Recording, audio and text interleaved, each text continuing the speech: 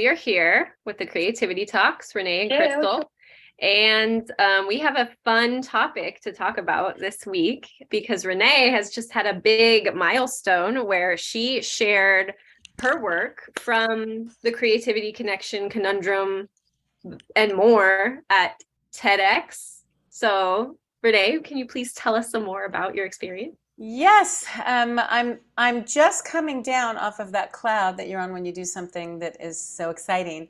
So on September 24th, after years of applying and months of really intense work crafting, I got to do my speech on the TEDx stage for Mount Rubidoux, an independently organized event.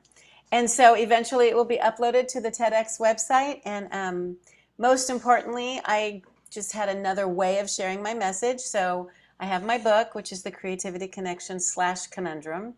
And it's on Kindle and it's a hard copy. And then we have our Creativity Talks, the Creativity Talks with Crystal and Rene. That's another way we get this message out there. And I did the whole TEDx thing. So it was a phenomenal experience for me. I learned a lot about everything, about the business world and about marketing and about sharing your ideas and about the many constraints that the TEDx people have for their brand, and that I could do it. I was really proud of myself because, you know, you write your own stuff and you do it your own way, the way the artist you would do it. Even though I'm an academic and I can, you know, and I'm married to a speech professor. So we have the motivational sequence. We have all this experience persuading or sharing our thoughts and our ideas. But man, writing a speech is completely different than literature or than like a personal essay or even like the nonfiction format, which I wrote my book in, which is a little academic, little textbooky. A speech is so different. It's like you're holding the audience. You're giving them something to eat. It's just so different. So it was a great experience. So anyway, yep, we can talk about that today.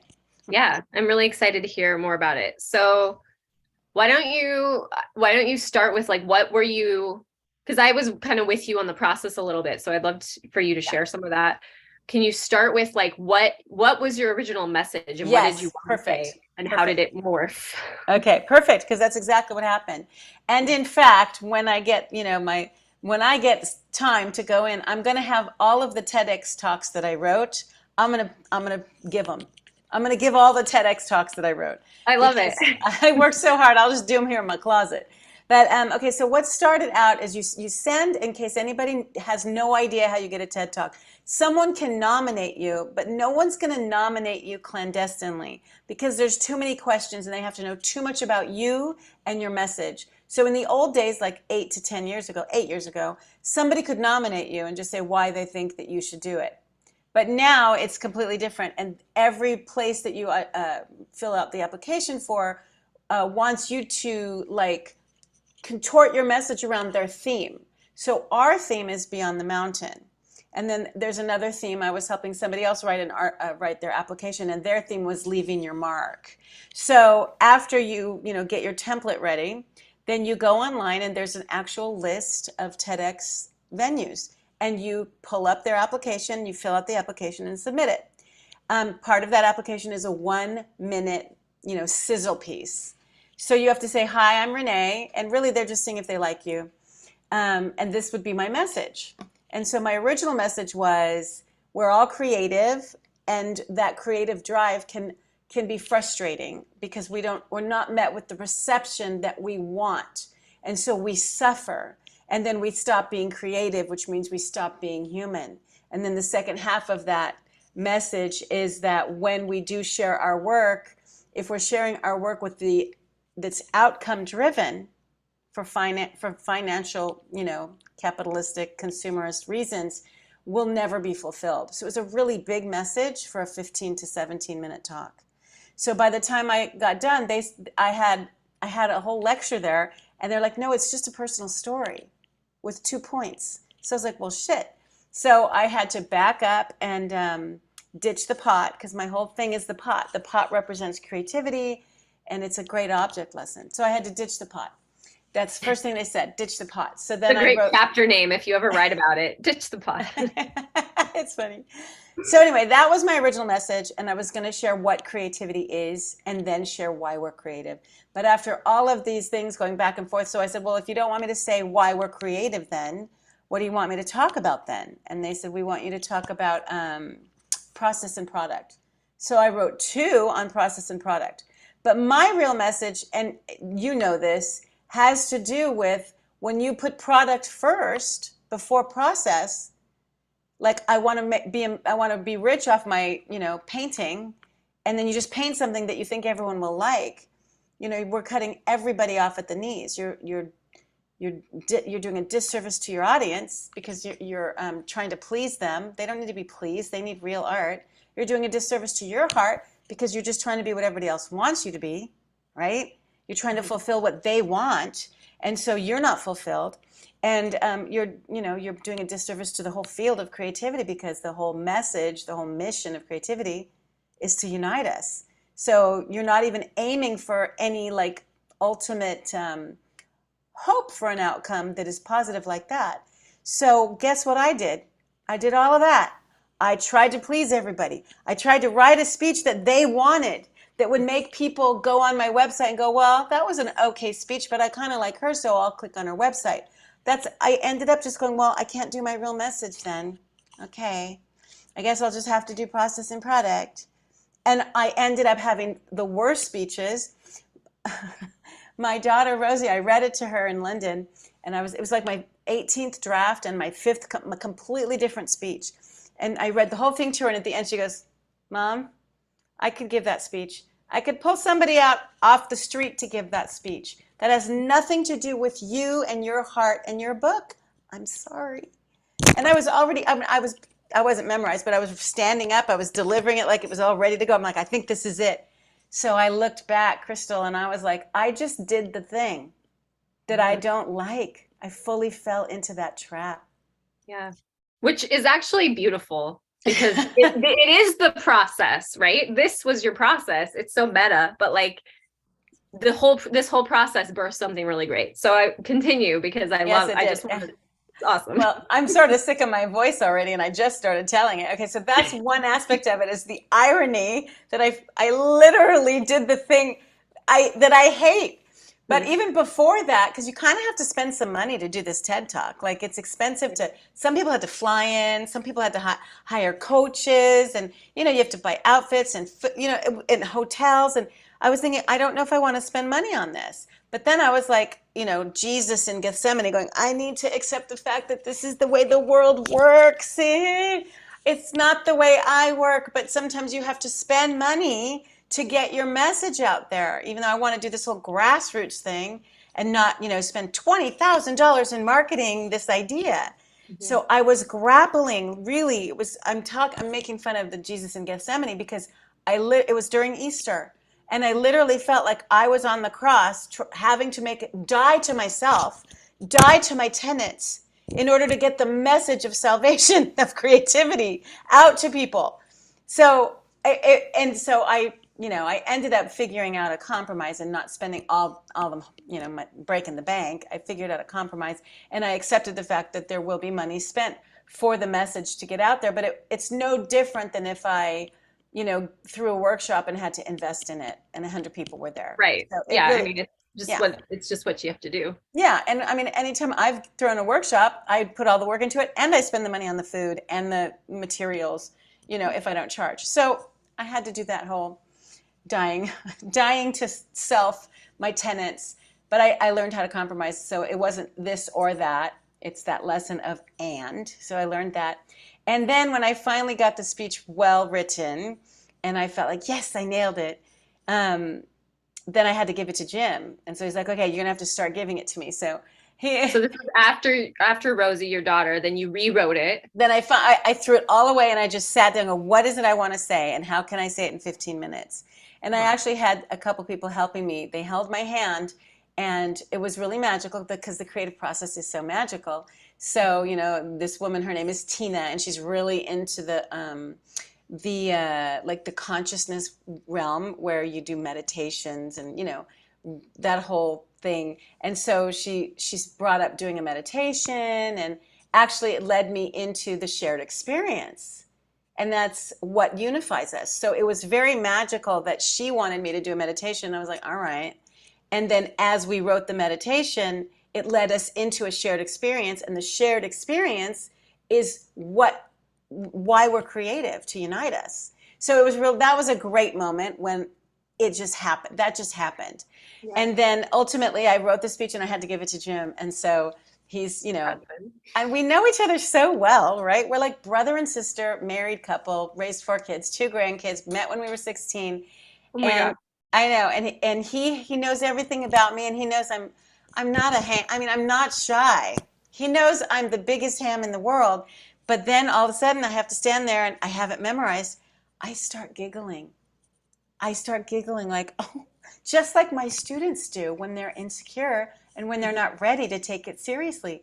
And so he's very sweet and he lets me giggle through it. And then the next time I have to give it, I cry. I cry because I lose my place and I'm embarrassed. And I'm like, I went back to being this, unprofessional. And it's just so weird how I teach this shit, right? And it still happens to me. Isn't that weird? Yeah, I mean, it is and it isn't, because that's just, we're human, Yeah, and and you're that's just the process. Yeah, experiencing the human experience, and yeah. it's the process, exactly. So talk about meta, and then during the actual thing on Saturday night, I kind of am I'm sure I've teared up. Have I teared up on our creativity talks? Yeah. Yeah. I'm a pretty weepy person. So when I'm mad, I cry. When I'm sad, I cry. When I'm touched, I cry. When I'm full of joy, I cry. I'm just a weeper, right? And so I said something. I say at this point in the thing, I go, my heartbeat will synchronize with yours when we make music. And that just touches me to my core. Yeah. And so of course I choke up, and I'm choking up right now. You do, certain things And so I got choked up, and then I forgot to push the slide, right? But I didn't know I forgot to push the slide. But Wait. So is this still when you're talking to Jim? Nope, this is now the real thing. The real thing. I'm Okay. all dressed up. I'm in my red Wow. suit. I got a power suit, and I'm in Yeah, I love your power suit. 4-inch heels, and I got all the fake makeup on. I still have the eyelashes on. So I get to this point in the speech, and I tear up, but I remember a rule. You're allowed to tear up, but you cannot start crying when you're on stage. Yeah. So you can't stand there and get all choked up and to where you can't speak. Right. So I was like, shit, I'm gonna cry. Get your shit together, Renee. Don't cry. I love how you sing it. So then I click the thing. I forget to click the thing. So I don't know that I've missed a slide, but deep inside I do. Mm-hmm. So my subconscious knows shit, where am I? Like something went wrong, but what am I supposed to say? And there's a teleprompter. So I look at it, I'm like, I'm in the right place. And then, but I was choked up, and I figured, okay, you're choked up. So I pull myself together, and I go, I focus, and I'm ready to bawl my eyes out because I can, because, I've always cried. If I have to clean up dog shit, I cry. I don't want to clean up the dog poo. I don't want to. And here I am going, I lost my place in my head. Don't cry, Renee. But I lost my place because I've never exercised that muscle. I used to cry during your lessons all the time. I just can't. I have a studio. I can just cry. So I was standing there going, don't cry, don't cry. But I lost my place in my head for at least 20 seconds. And it was dead silent. Everybody was just giving me that good energy, like, baby, you can do it, you can do it. So at the end, of course, I'm a professional. I pulled myself together and I finished the thing. And then Jim said later, he's like, that was my favorite. You guess what my favorite moment was? I go, I don't know. And he said, when you composed yourself. He said, you just did you were so poised, and we could tell it was an emotional moment. And then the other lady, Bree, who was in charge of the slides and everything, she was like, it was so emotional. I was like, yeah.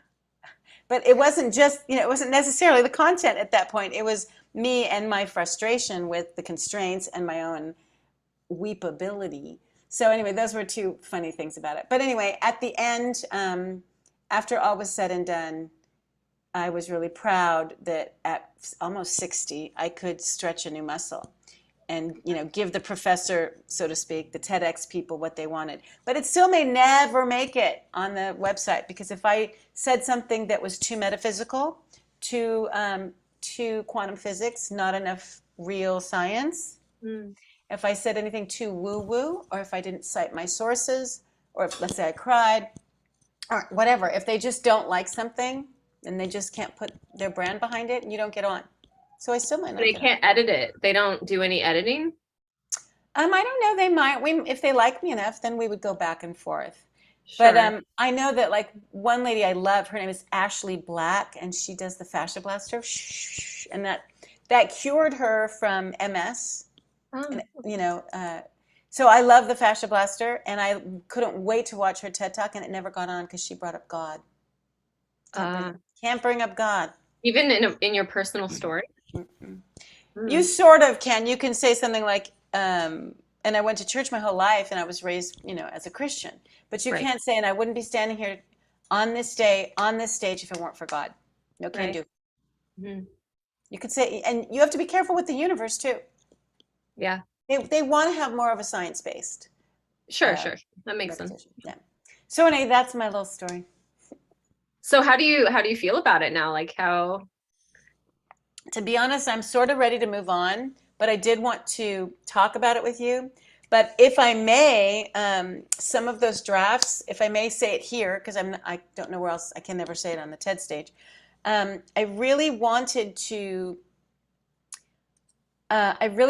be pointed, acutely pointed in my message about the way people treat creativity. And I wanted originally the message to be, can we, and we've talked about this, can we misuse creativity? Can we? Is there such a thing? And I wanted to title it something like Rethinking the Way We Do Creativity, or Creativity and Social Media and Why We're Doing It All Wrong. Those kind of catchy titles that make people go, oh, I want to watch that. Why we're doing social media all wrong and how it hurts our creativity. Like something really like, oh, I got to see what, creativity today is all wrong, and I'll tell you why. Those little Mhm. catchy things, but that's just not me. So, Yeah, um, but I talked to my son, the younger one, and he was like, "No, Mom, you got it. You did get that point." Because I had a slide of a bride and a groom who let themselves on fire for their wedding day, so that when they uploaded it to YouTube, they'd get the million views and they'd get money. And so that is kind of my whole point, that we do things just for views, and that, we devalue the ritual of marriage. We devalue, life partnerships. We devalue whatever we've got left. We have no strands of any rites of passage anymore. And now we're going to do this. So, right. but of course, I wasn't allowed to. That's pretty, you're just not allowed to do stuff like that. You have to be positive. So it was a huge stretch for me because I'm a critical thinker, right? Mhm. And I'm a grandma and a mom and a teacher, and I'm an advocate for creativity, and I fight for this whole idea of what I believe it is. And I don't Right. like what I see, and I don't want to be bitchy about it, but I can't help it. And so it was really hard to just craft this message that was not allowed to be negative, and you're not allowed to pinpoint the shit that you see. You just can't. So, but my son said, nope, you still said what you wanted to say. You did it really positively. So that Yeah, I feel so good that I was able to like do the constraints, the TEDx constraints. Creativity requires constraints. And yeah, that is my brother-in-law, Glenn Pickett. That's his line because he teaches, like composition in music.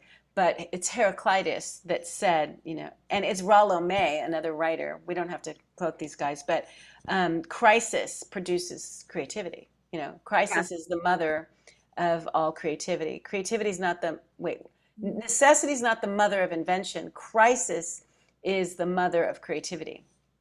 Yeah, I It's, would say I would say that's true. Crisis, yeah, or at the very least chaos, in yeah. which you could. Well, it Crisis births it. is almost like our perspective on chaos, right?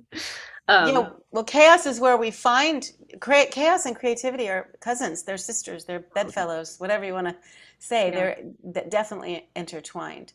But the other thing that I didn't like is, and Jim teased me. I did this the whole time. He'd say, "Why don't you do this?" And I go, "Okay." And then Rosie or somebody would go, "Do this," and then my cohort would say, "Why don't you do this?" And I'd do it. just because I want to please everybody. So I have such a dichotomous personality because I know what my point is and I'm very strong with it. And yet I want to do whatever anybody says because maybe it'll be better. But sometimes that's Yeah. not, it doesn't work that way. I'm like that too. Yeah, people pleaser for sure. And if you don't, Critical and highly, yeah, highly like critical and also a people pleaser. So it's interesting. it is definitely a paradox. Yeah. But for me, I did one whole speech, probably speech number 4, on to thine own self be true. I did this whole thing. I'm going to do, believe me, I'm going to do these. And I mean, I realized I'm not even being to my own self. I'm not being true to myself. Yeah. I'm not being true to my message, but this is a good message, so I'll do it because, I can't seem to get the other one where they like it. So I'll just do this one. Anyway, I found the whole process fascinating and I learned a lot about myself and I'm proud of myself and I'm ready to move on. I'm moving Yeah. on. Yeah. So I wanted to go back a little bit because you talked a little bit about what your initial message was and then how it became not your message and how did you kind of find the thread again? I just threw everything away. And instead of copying and pasting from this document, and going back to my original application, I just cleared my brain. I actually did more meditating in the past month, 2 months, 3 months than I've ever done in my life. Well, maybe the beginning of COVID, I meditated every day because, I was literally drowning. But Yeah. I did a lot of meditating once I realized I wasn't being true to my message. And my message is like my religion. I mean, we say that in our YouTube phrase, but Yeah. it's my life force, even Yeah. as a mother and a grandma and all of that. So the thing that got me back was I just started over. I didn't try and salvage all of the 17 drafts before that. I didn't.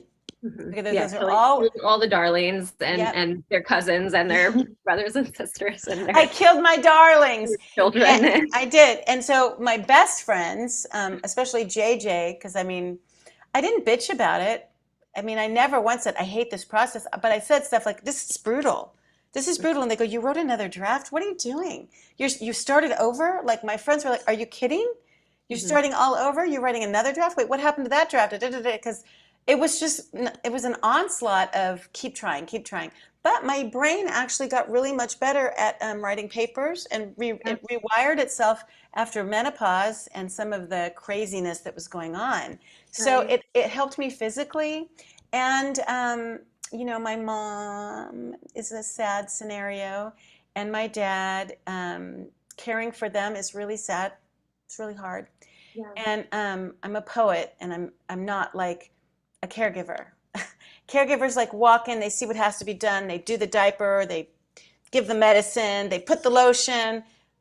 They don't sit there and go, oh, the skin lays like I see images, I see nature, I feel things. I'm not a caregiver at heart. And so Yeah. this has been really hard for me. And then the grandbabies went away. Even though it was hard to have them here, and it was so much on me to be taking care of the grandbabies and my parents. If I didn't have, and I told this to Jaden when I left, and he's the curator, and he picked me. He's the one that went through all the hundreds of people and picked me. I said, if you didn't pick me, I'd probably be on medication right now, because having the grandbabies leave and then having to put on the hat of caregiver, not poet, Yeah. it's been such a hard. But if I didn't have this TED thing to focus on me and my passion, it was just so good for me in every way. Yeah. Yeah. That Saved talk me. about process is the best talk you could give on process. Yeah, it So really saved me. so in the end, what was the message that you delivered? So the message that I delivered at the end is, why are we creative? And the pinnacle of that, I try and lead you to it, but how can I in 18 minutes? In my book, I lead you through. I try to, right? We went through the book. It's a sequence, and once you see that that's this, and then it builds like the house that Jack built, and then you go, oh my God, it's true. Creativity's whole mission is to unite us. So Yeah. that's why we're creative. And I don't shame anybody, and I don't bring up too many things, but I do bring up what a creativist is. And a creativist is someone who offers their works to the collective to benefit the collective. So I say something like, most artists and inventors have always been creativists since the beginning of time. And so, yeah, I may have trademarked the name creativist, and it may be our little thing, our title for our grassroots movement for people to want to unite through their creative works and not just, sell out. But everybody's been, I mean, I teach humanities through the arts. People offer their gifts, sculptures, architecture, films, to change society, to better our society. But ultimately, they all unite us. So anyway, that's my message. Yeah. Yeah. I love that you short of giving it away. Well, I think you probably bring us through a lot of ups and downs on the way to get there. Well, it's funny because the story is what TEDx is about. The TED stage, if I ever got on the TED stage, I could just be like, hey, I'm an expert on creativity. Let's talk about creativity. And you just kind of tell a little tiny bit of your story. But a TEDx is 90% story. Interesting. Yeah. So I just told my story. And of course, every time I told it, even when I was privately rehearsing, I was reconnected with my pain. I cried every time. And I just told Jim last night, like, how good is that for me to keep going back to that period in my life? Right. I'm really ready to move on, but I did want to share it. And I shared it with his class. I went into his college class, and I actually went after a woman who had a horrible trigger warning, a horrible experience with rape. So I felt like, well, I'm not going to sit there and make a big deal out of my story. I was never raped, right? I just felt like, God. Yeah. And so, but what his class said was, people that have been will relate to her, but not all of us have been either. And we can relate to your story, and I told a little bit of it, not knowing who I am and what my voice is, right? And being robbed of a voice and being voiceless for a long time.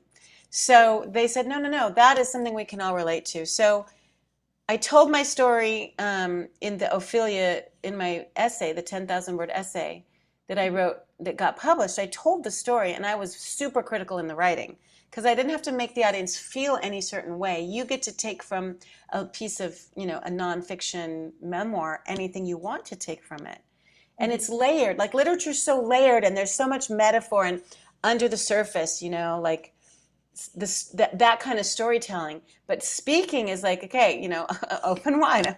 This is how I want you to feel. Go. So that was fun in a way, but also I prefer writing. Yeah. And so did you sing? I did.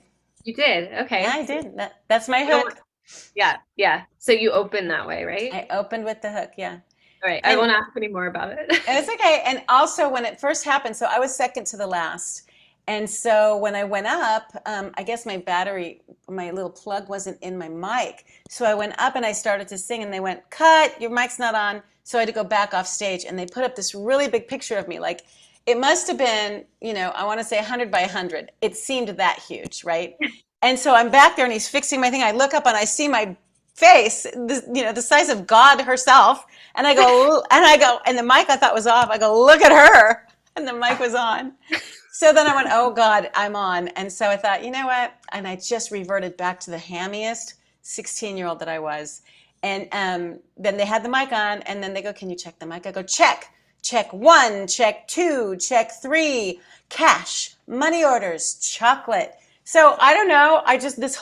The old Rene, the old hammy Rene came out, and it was super fun. And, I don't want to let her out too often because I'm a better teacher than I am entertainer, but it was fucking weird how she's still in there. Yeah. Yeah. Yeah. That's interesting. I'm tempted to ask you, like, what's purpose do you think she served for you in that moment? Like, how was she showing up for you? Do you know what I mean? I love your questions. I think on a personal level, just as once you get through menopause, maybe you'll remember this, just the reclaiming of your essential self, that Yeah. you lose from the time you probably are 17. And you know, you've been going to school and trying to reclaim her a lot earlier than I ever started. But then during menopause, after raising four kids and, you know, paying for tuition and doing all the things you do as you're, you know, adulting, whatever you want to call it, parenting and adulting, then this return to your soul, your essential self in midlife, it's so profound and it's so painful and it's so hard. Yeah. So she just appeared and I think she made me feel really connected to my true self. Yeah. Don't make me cry. Yeah. I mean, I almost in the story in those words that she said, you, I heard I kind of a little bit of like, fuck it. Like just fuck it. I'm just Yeah, gonna get up there. I'm gonna do my thing, you know? yeah, yeah. And I love that. So Yay, yay. on These that are note, good questions. They're good questions. thanks. Yeah, I'd love to lead us through a meditation to wrap up. Here we Um, go. Thank you. Okay. yeah, yeah, my pleasure. Okay. Um, I'm going to do this, but I'm still here. yeah, you can turn off your video and your mic. Um, and so let's go ahead and shut our eyes and sink into the body, into the present moment, letting all the story, all the past and future, even the identity, even the parts that we want to hold on to as parts of us we like or don't like or we identify with, just letting it go and just feeling the experiential in the body.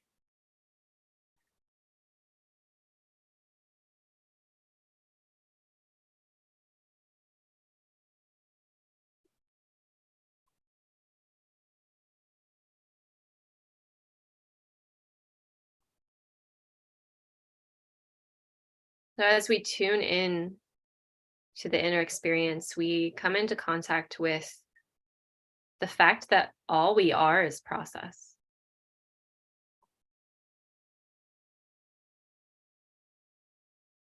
We're the process of the inhalation coming into the body, enlivening all the cells, the process of cell division, the process of hormone excretion. And this is, of course, all on the physical, biological level. And we're the process on a more energetic level of life force energy entering into the body and washing through the body. We're the process of sensation, of thought.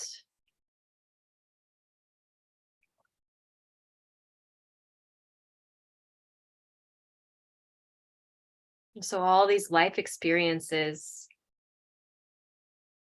bring us to a moment in time and only a moment in time, never a fixed state, never a true product in the sense of completeness or completion.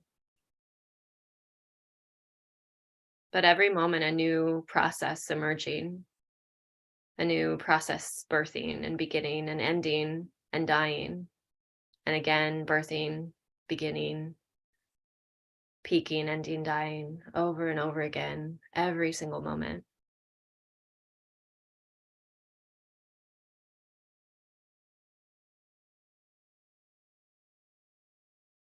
So every time we bring ourselves back to this moment, this moment, this moment,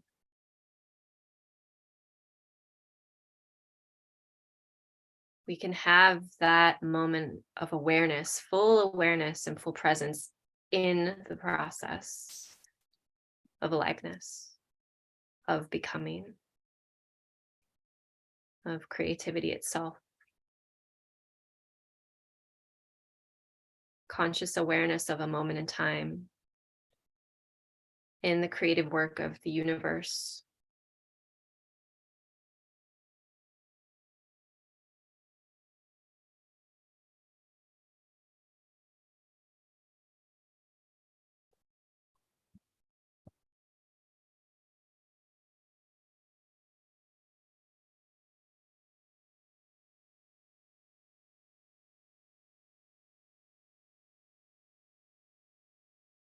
Coming back to the breath. Coming back to the body.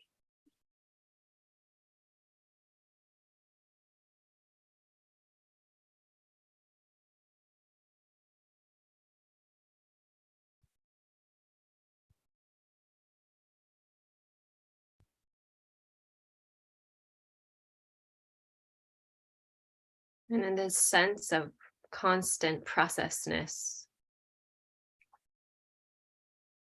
we never begin or end. We're constantly witnessing.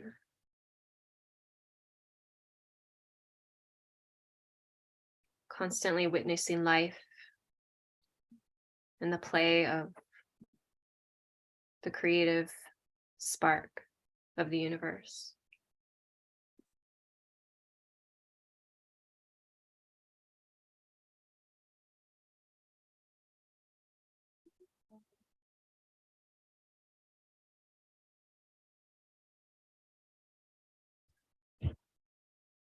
And this witnessing is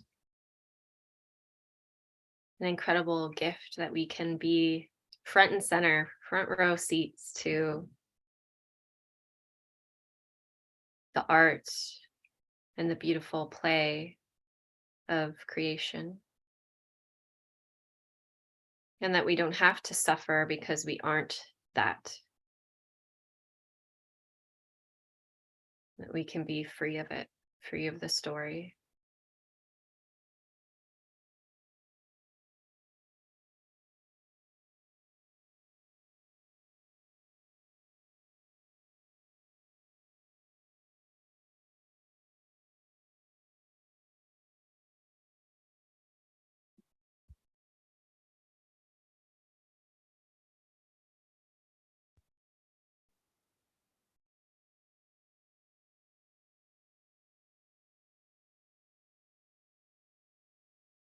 Always coming back to the breath, to the body, to the heartbeat.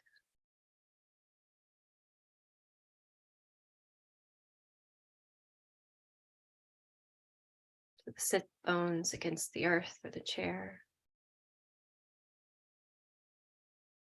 To the air against your skin.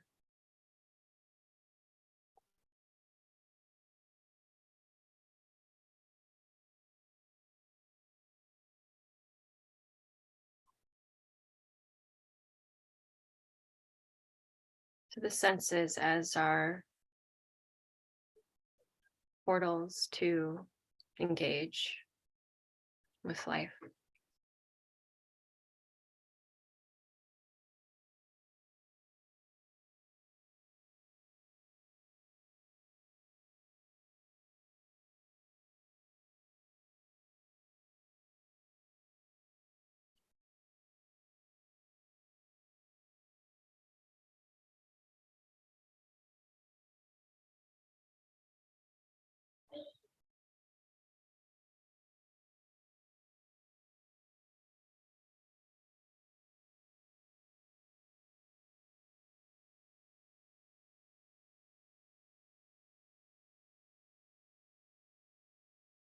And as you're ready, you can expand the awareness from this inner state beyond the body into the room that you're in, into this time and space that you're occupying right now. Feel yourself fully here.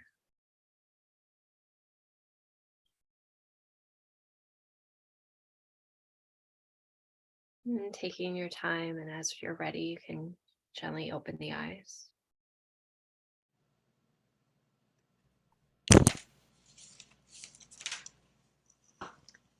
Thank you. Yeah, thank you. Thanks for sharing your It's so, story.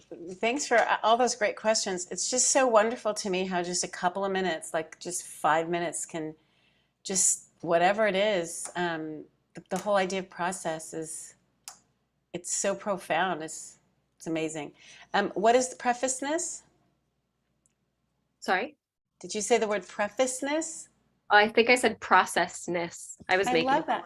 Yeah. I know, I Our loved it. Okay, processness. processness. I've been looking for that word for a long time. Um, and I'm gonna find it and I'll bring it next time. Because there's the word that prosody? Prosody? I don't Yeah, know. like reciprocity, maybe. Just Like, I think it was prosody. I don't know, I have to look it up. yeah, But I've been looking for the word for processness. So we're going to have to make one, just like we wrote creastination, and yeah, we rewrote procution, so processness. But even if we don't have a word for it, there's a feeling for it. There's a sense of it. Thank you. right. Thank you, Yeah. thank you, thank you. Yeah. Okay, I'll see you next week or 2 weeks from now. Okay. We'll All figure right. it out. Bye. Thank you. Love you. Love you too.